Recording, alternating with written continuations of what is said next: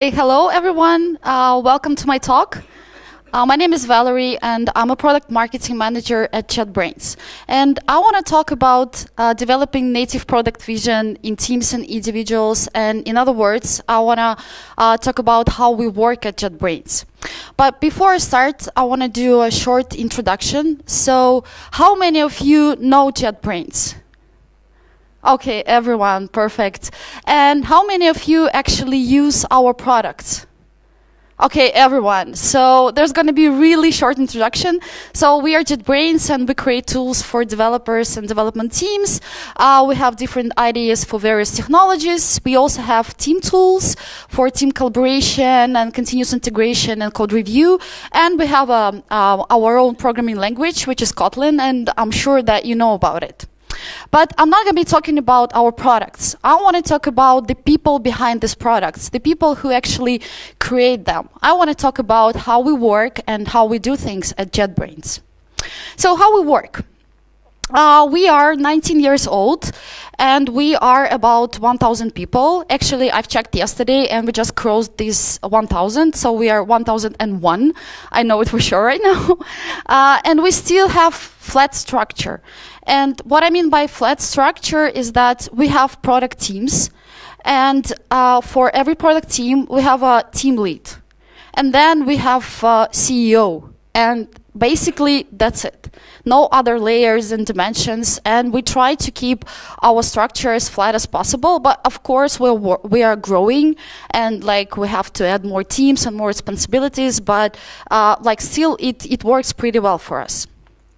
In most of the teams, we don't have product managers, as a separate person who plays this separate role. So, of course, we do have this role because we create products, right?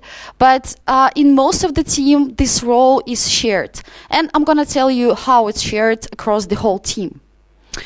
The whole team is involved in product management, of course, to various degrees, and there are different cases and scenarios that I'm going to be talking about later, but in any way, the whole team is involved to some degree. Mostly, we create our products to relieve our own pain. And when I say our own pain, I mean the pain of the developers who actually write code. And by relieving our own pain, we believe that it might be useful for the external world as well, because there are millions of developers out there in the world, and we believe that they have similar pains, and we try to relieve it by creating our own products and solutions. And also we believe that we are a native agile company, and I'm going to tell you what we mean by that. So if you look at Agile Manifesto and what it says build projects around motivated individuals, give them the environment and support they need, and trust them to get their job done. So we can see that it's all around motivated individuals, and it's all about developing the personal qualities, which increases the effectiveness of the whole team. So what are these qualities? What is the common mindset of the people at JetBrains across different teams? I've talked to them, and I made a list of these qualities. So first of all, this is professionalism. And when I say professionalism in this context, I don't mean the years of experience of writing code or doing some other things. It's more about self-confidence that helps us to be willing to make decisions and to take the responsibility for these decisions. And here, the professionalism is crucial. Self-management. This is really important for us because we have a pretty flexible and informal process, and inside such a flexible process is just impossible without the self-management, because normally in the teams we have the responsibilities for some parts of the product which is taken by certain people, and they need to manage their parts of the product. They need to prioritize their tasks and to build their own queue, like which bugs they want to fix, which features they want to start working first, and what actually needs to be done inside their subsystem. creativity starts and it goes across different levels. So it starts from the idea of creating the new product. And sometimes it happens that it's just a group of people, or it's born during the hackathon, or it's just the idea. And creativity here is really important, right? Then if we go one level down, and when we're building the roadmaps and the feature list for the next release, we also need to take the creative approach for this process, right? And if we go to the level of actually implementing the feature, creativity here is also important, because we don't have any documentation or functional requirements which says how this feature should be implemented. So it's mostly about the developers and their creativity and their vision. Involvement. You may say that it's pretty easy for you because you are developers and you create products for developers, right? So of course we are involved because we are addressing our own pain. And we believe that this is important for every sphere, because without this personal touch and personal involvement, it's just pretty hard to create something really good, and that something that will work for other people as well. Shared vision. Again, this is related to our informal process and the personal responsibility. Here, it's just impossible, not to have this and try to keep this shared vision and try to focus on the same things. So for this, we are doing a lot. We're trying to get together and discuss things and make sure that we are all on the same page, because otherwise, we won't ever release anything, right? Because everyone would do whatever they want. And trust. And trust, it's really interesting, because it starts from the trust inside the team. For different roles and for different team members, they need to trust each other. So everyone does their job in the best way. And I trust my colleagues. But there is one more thing here. It's between the team lead and the team. And what our team leads say is that it's really hard for them, and it's the hardest thing for them being as a team lead, to let go and to lose this control and to trust their team that they'll find the best solution. So trust here is like the two-way street. So these were the qualities that I think are the most important for our teams. And now I wanna give you some examples about how the real teams work at JetBrains. We all have different process, and it really depends on the team and on their culture and on their values and their goals. But you'll see that they have some things in common. So the first team I want to talk about is Rider. Rider is a pretty new product. This is cross-platform.NET IDE, and actually it's the mixture of IntelliJ and ReSharper. So that's a really young and really passionate and interesting team. They have so many things to do and so many ideas, and I wanna share how they actually implement these ideas. So how is the product manager role shared in Rider team? Yeah, it's shared among all. Of course, they have a team lead. And this team lead, he works as a mediator. So he keeps the product vision and the general vector of the development. And his main responsibility is to make sure that the whole team is keeping this focus. They have subsystem owners. As I told you before, there are people that are responsible for certain parts of the product, and they have this product vision locally. So they are the best experts inside their part, and they know what problems they have there, what they want to implement there, and it should all align with the general product vision. And of course, each team member participate in product management to some degree. Release planning. Several years ago, we switched to the several major releases per year, and this means that they have release planning before every release, so it's about 3-4 times a year. So how they make this plan? So first of all, the team lead formulates a role plan in his head. He actually said that like he's walking across the office for several days and just thinking and thinking and thinking. And when he comes up with a plan, the next thing he does, he goes to the subsystem owners and separate groups and discuss it with them. And he gets their input about their ideas, about their local subsystems and the things that they want to do there, and then they align it to the bigger plan. Then they get together with the whole team, and this way they get a minimum plan of required features for the release. When I asked them why it's not the full plan, he said that they tried to plan everything several times, but every time a small feature is just added in the process, and they try to like cope with it somehow, and then they decided that it's okay for them. It just happens. So they want to make sure that the most important things are really get to the release, and everything that is just additional is absolutely fine. How Rider team actually form their backlog? First of all, of course, they have their own ideas and the ideas from other products, because there are all the various ideas around, right? We also have a public issue tracker, and all the ideas from our customers and users are absolutely welcome there, and we do track it, like you can vote there, and so we can see what is the most popular, like what other problems that our customers have, and what they want to see in the next release.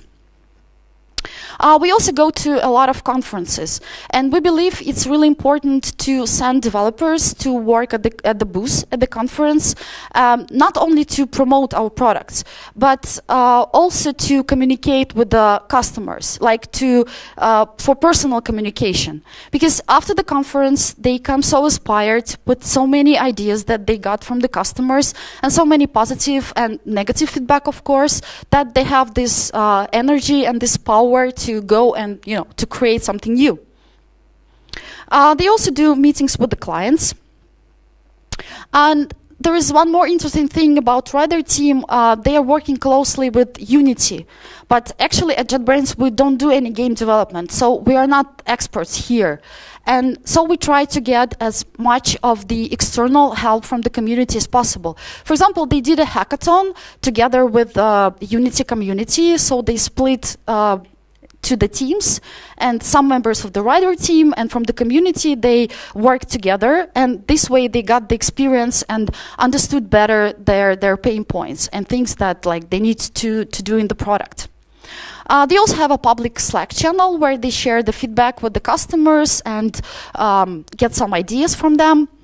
And of course, they do user group meetings. So you see, there is a lot of like personal communication with the community, with the end customers, and we believe that this is what helps us a lot. Feedback. It's the crucial part for every product at JetBrains. So how we're getting this feedback? First of all, before feature gets to the build, we do a feature demo inside the team, and this way we get internal feedback. Sometimes it happens that after this first demo, the feature goes back to the development, and we understand that there are so many things that we need to do again, like before we can show it externally, and we believe that it's normal. Also, there are a lot of features that requires like a long time of the development.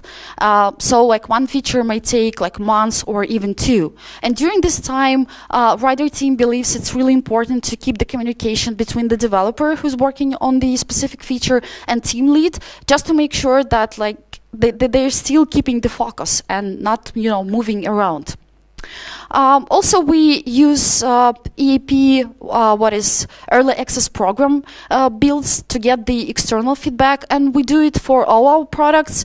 And this way, we involve a lot of external customers before the release, and so they try and use the features that are going to be released. And this way, we understand sometimes that feature is good enough and it makes to the public release, but sometimes after this preview we realize that we want to hold on and work on this feature a little bit more and maybe include it to the next release. This happens as well, and this is the power of feedback for us. So this was the example of writer team. And now I want to talk about different team, YouTrack. This is the team tool, and it's a little bit different because it's intended to be used not only by developers, right? So there are so many roles that actually use such products. Then we take a little bit different approach here and not rely only on our own use cases and our own ideas. And another thing is that YouTrack follows Scrum process, but with our own flavors and add-ons. So how is the product manager role shared in YouTrack? We have a team lead, and team lead is a product owner. So again, he keeps the product vision and keeps the focus and makes sure that everyone is on the same page. We also have a Scrum Master, and Scrum Master is the balance of forces for us, what I call her. Because, you know, developers, they really like to create new things, to work on the new features, but when your product is pretty mature, you know that there is a lot of things that we need to maintain there and to polish and to keep an eye on. So our Scrum Master helps us to keep this balance between the new features that we want to develop and the things that we need to maintain. We also have subsystem owners, and they have this product vision locally, and all the team members are also involved. Instead of every release planning, we have a yearly planning. And for us, like, we normally go outside the city for several days. And this is the time when we mostly exchange ideas. And the idea of this gathering is actually to synchronize our product vision for the whole team. And after this yearly planning, we get the backlog like for the next year. But this backlog is not the exact list of features that we are going to work on. It's mostly the vector, the direction that we want to move on. But during a year, this backlog is constantly expanded by the whole team. So we add new features there. We add some things that are important and just come up, and we believe that it's just fine. We have a standard 2 weeks iterations, and before every sprint, we do 2-phase planning. So what does it mean? First, we have a general part, and general part is required for everyone. And by everyone, I mean the whole product team. And our product teams includes everything that we need to actually develop the product. So these are developers, QA testers, support engineers, technical writers, product marketing. So we all get together and we discuss the user stories that we're going to be work on during the sprint. When we agree on everything, then the technical part starts. And technical part is mostly for the developers. That's the time where they actually split the user stories by the technical tasks and discuss the technical solution. At the end of the sprint, we do a sprint demo. And this is my favorite activity. I think it motivates the demo performer and the whole team because we demonstrate every single user story that we've been working on, and we actually see this progress. We see what we've done during these 2 weeks, and we see like the improvements. We see some new functionality that actually works. And like for me, it's like really, really inspiring. After the sprint demo, we do retrospective, and it's pretty standard. So we discuss what went good, what went wrong. But there is one interesting thing that during the retrospective, everyone may suggest a small feature for the next sprint. And we actually vote for the features, and then we discuss what we can actually take for the next sprint. So sometimes we all agree that this suggested feature is really important, we really want to implement it, and we think it's really cool. And if we have some capacity, we take it. If not, we'll just keep it to the next sprint, but like we'll implement it anyway. So these were the process of the YouTrack team. And now I want to go one level higher and talk about company values and personal values. I want to see if these values are related somehow, and if there is a way to actually nurture and share these values. So when I start to think about this topic, I realized that I need some input from our leaders. So I went to our CEO and I asked him, what are the company values and where do they come from?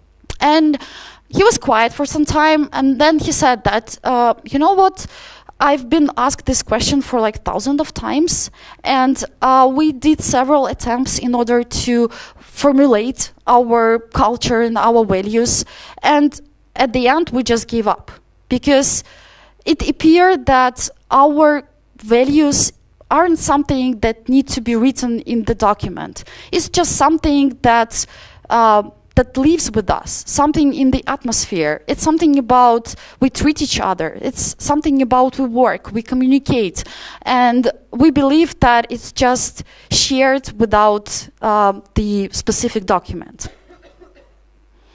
Does company value affect the personal qualities and values of its employee, like if it's connected?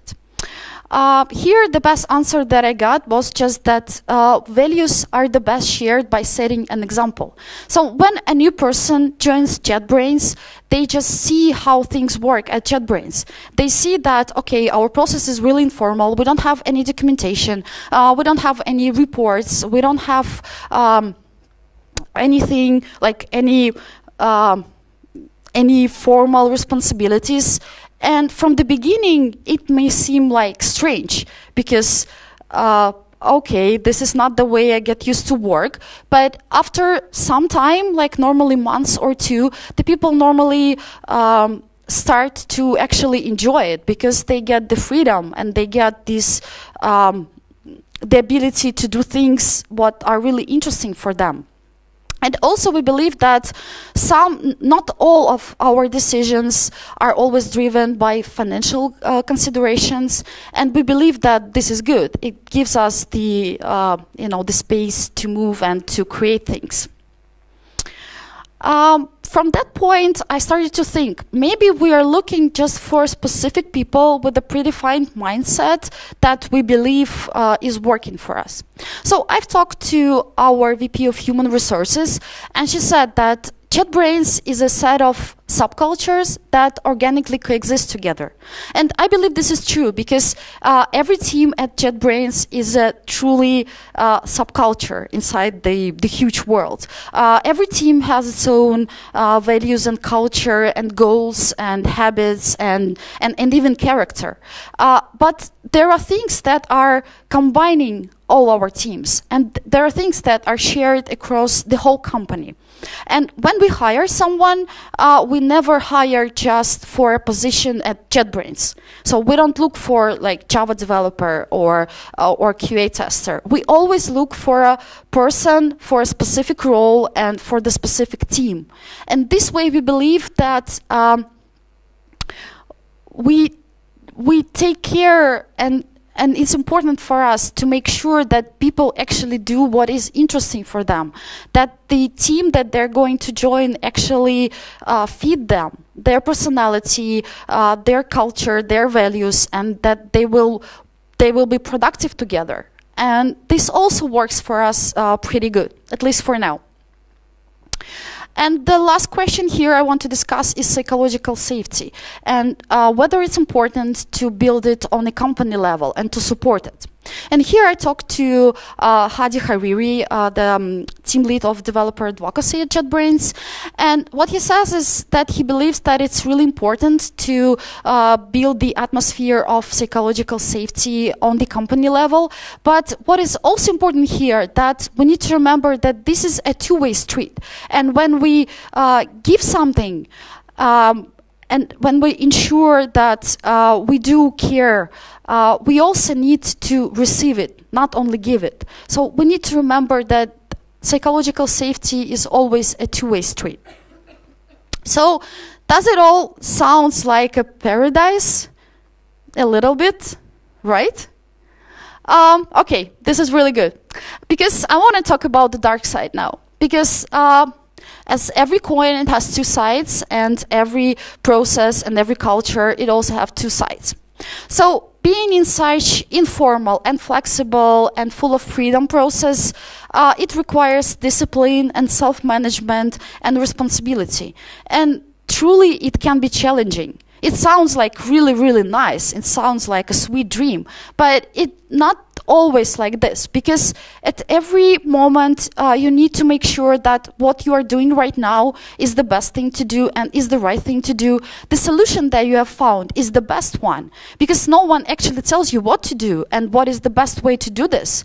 And it's mostly about the self-management and self-discipline. So yeah, it can be challenging. And also, there are different stages in the life of the products, and some products are new and fresh and enthusiastic and have this startup spirit, and some products are pretty mature, and there are a lot of things that requires, again, maintenance there. And here comes routine, and this routine may kill the creativeness, and we do realize it. So this way, it may lead to, like, you can imagine the romantic relationship. I believe it's pretty close. So when it starts, you're so full of energy. You want to spend 24 hours together. You want to do everything together.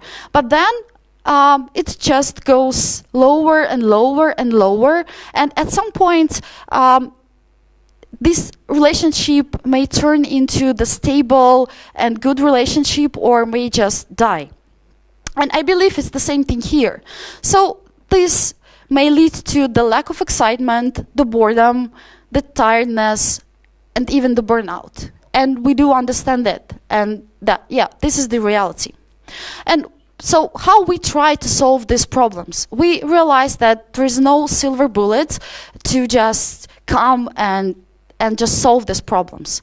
But there are some certain things that we believe we can do here. So what we do? Everyone at JetBrains may take a 20% side project, and what it means is that, like, 1 day a week, you can just do something else, not related to your actual work. It can be a side project. You can develop some new product application, or do some research, or you can even go and teach at school or university, or do the courses, or just educate yourself. And we believe that it helps a lot. Also, we do practice switching the team, and it happens that sometimes a person just changes the environment around, just get the new tasks, the new ideas, and it helps to bring back the energy and the enthusiasm. We also encourage switching the role. And what I mean here is that it happens a lot at JetBrains that developers, they move to the developer advocacy team, for example, or even marketing team. And vice versa. Sometimes someone from the marketing team decides that, okay, I want to do more product. So they turn into the development side. And this is fine. And also, the big source of energy is hackathons. We do hackathons every year, and so for 2 days, it's like the whole work just stops at JetBrains, and everyone is involved into the hackathon. And as a result of this hackathon, of course, we get the ideas for the new products.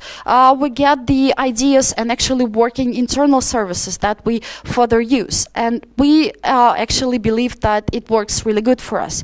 And just to show you that we do realize the problem of the growth and of inside hiring, during this year hackathon, we created the application called Dobby. And this application is used for the internal hiring. And this application won this third prize. So you can see that we understand that it's important. And also, the best thing to solve the problem is just to prevent them, right? So this topic is really connected to the happiness at work. And there is a research. And it says that happy employees are 12% more effective, which is good, right? So what we can do to make our employees happy. So the first thing that comes to our mind is that, okay, we can increase the salaries, right? Or we can provide a better conditions in the offices, or more benefits, or more bonuses.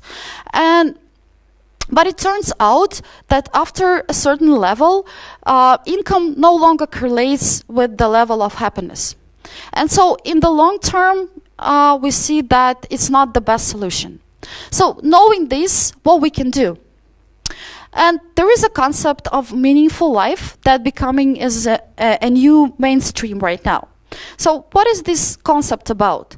The meaningful life comes from connecting and contributing to something beyond ourselves.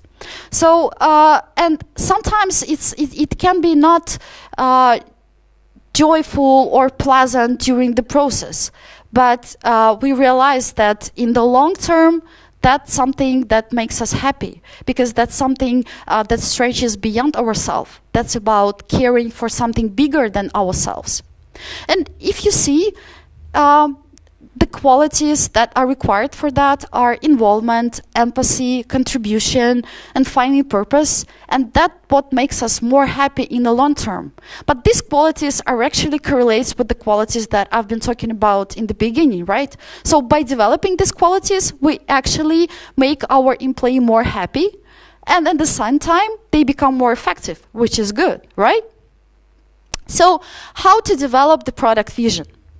So first of all, it's about the development of personal qualities. And these qualities are professionalism, responsibility, creativeness, self-management, involvement, and trust. The second thing we can do, we can build a shared vision. And it's really important to build this shared vision not only inside the team, it's also about the shared vision inside the whole company. And sometimes we, or the leaders of the company may think that, well, they are developers. Why should they care about our company goals, about our business values? They want to write their code. But it is not true, because everyone wants to be involved in something bigger than just, you know, our project or our daily responsibility. We need to involve the team into the product domain. Again, you can say that we are the developers and we create products for the developers. So it's really easy for us. And it's true. I mean, I can agree. But I also believe that it's possible to involve the team to the domain, into the product domain to some degree. You can do it by talking to the customers, making the interview, getting more direct feedback, and just to make the team better understand the customers and how they actually use their product and what are their pain points. Also, we need to create an environment that encourages employees to absorb company values and culture. And here, the best example I could find, it's like raising kids, right? So every day we can tell them what is good and what is wrong and how they should behave. But in the end of the day, everything they learn is just the example of the parents. So they actually act and react the way you react and the way you do things. So here, by setting a personal example on every single level of the company, that's what makes everyone connected, and what makes the environment transparent and inclusive. And remember that transformation always starts in our heads, in our values and beliefs, and not in the processes we follow as a team or as the whole company. Thank you.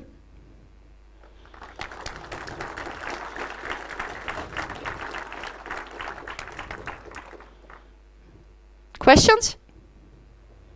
Do we have time for questions? Oh yeah, we have plenty of time.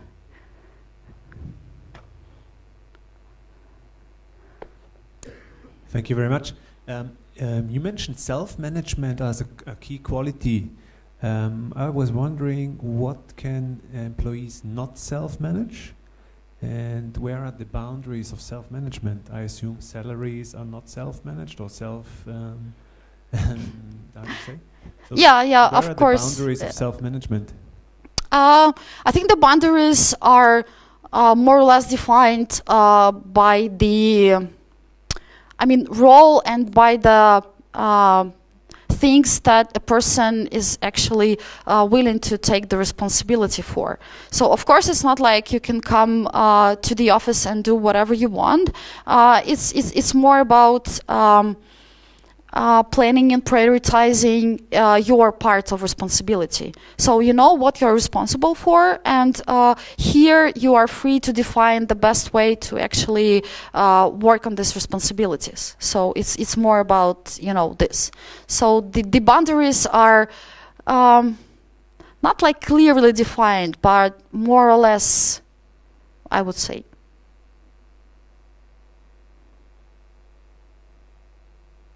More questions? Don't be shy. Oh yeah,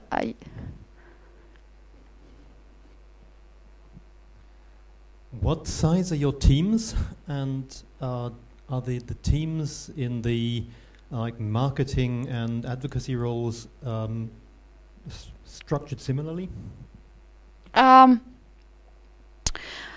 So normally our teams are pretty small, but it depends on the product, because, for example, for the IntelliJ IDEA, it's when I mean the IntelliJ IDEA not as a product but more as a platform, they have several teams inside there, and these teams are about, I would say, 10-15 people. So they are pretty small.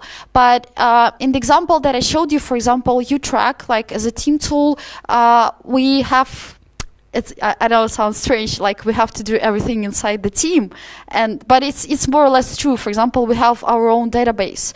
We manage our own cloud solution, I mean, by the team. So YouTrack team is pretty big in terms of JetBrains. It's about 30 people.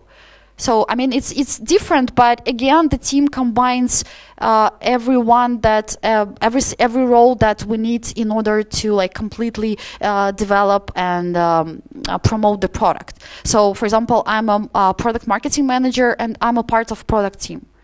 And again, we have technical writers, UX designer, technical engineers, quality assurance inside the team. So, and this is like one product team. Yeah? Oh, Hello, thanks for the talk. For a company where the answer to what are the company values is they are not something you write down, then how can a prospective employee, somebody who's thinking about joining you, who cares about values, assess whether they align with those or not? If they are seen in the first month, how can one know that if they're not explicitly stated somehow? I think that well, developer community in general is pretty like transparent. So JetBrains is pretty well known inside the community, and I think everyone who is like interested in joining JetBrains, they already know a lot of things. Like normally they would use our products, right? So they had experience of I don't know, talking to our support, for example, or finding requests and how we work with them. And maybe it's not, you know, like the full experience, but they get to talk to us at the conferences and basically see how we do things. And I think this is the best way to actually, you know, show off, in opposed to just say that we are like this and, you know, like that. So it's mostly maybe shown by actions, something like that. But it's a good point, because probably I'm more inside, because the largest development offices that we have are in Russia.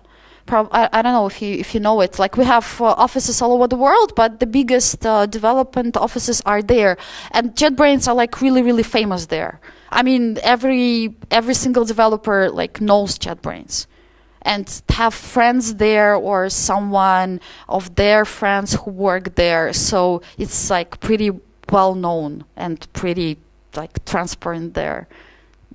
So they know what's going on inside, more or less. So yeah, maybe we need to do more things in order to, you know, like do it more publicly. Yeah.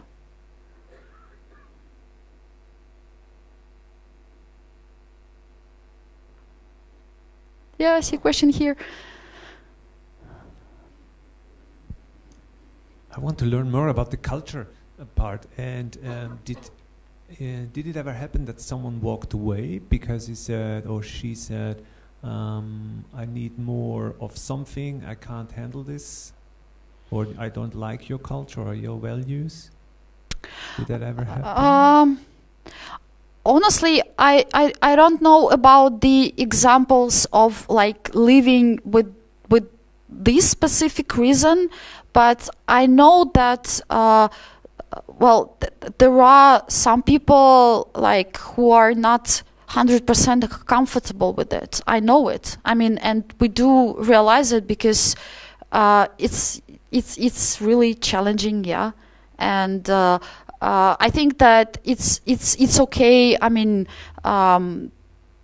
like the people they should realize what is more comfortable for them. And it's okay that for someone it's more comfortable to get the exact tasks and to just do them brilliantly and absolutely fine and just write a report and go home, you know, in calm and not, you know, just leave everything at work. And this is absolutely fine, but this is just different way of doing things. Thank you. And I cannot say that this is the best one. Please get me wrong. It's just, yeah, the way it works for us.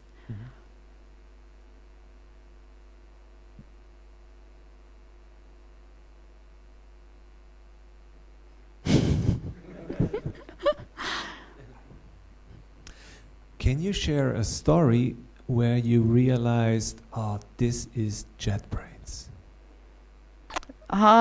Personal experience. Personal experience. I honestly, I get it like every day.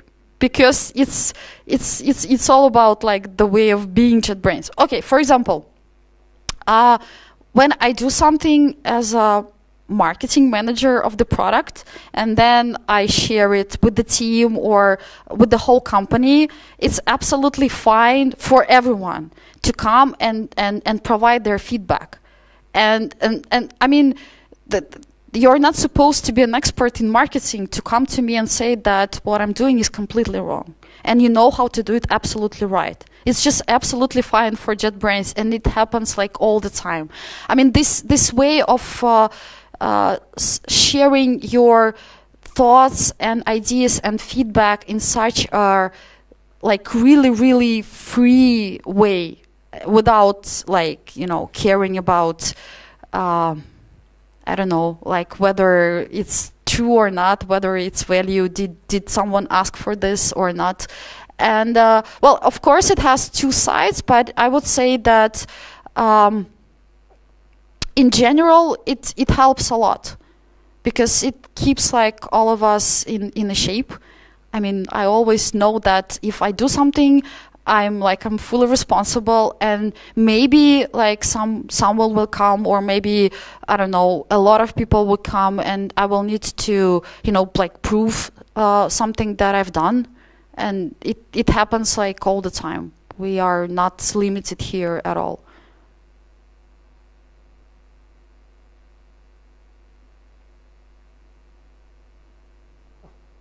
Yeah.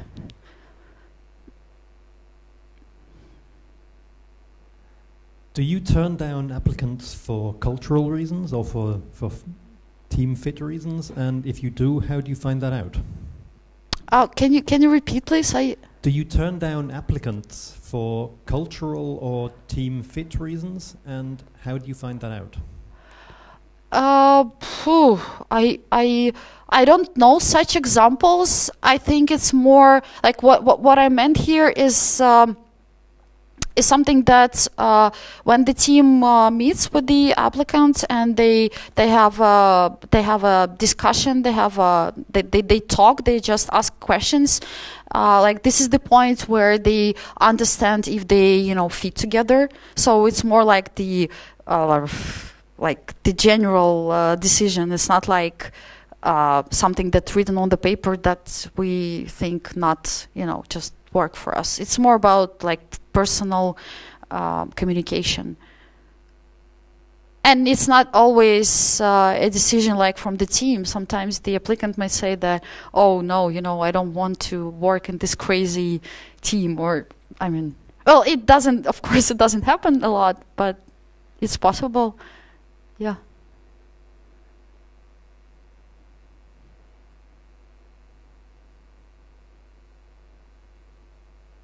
So, no more questions? Okay. Thank you. Thank you.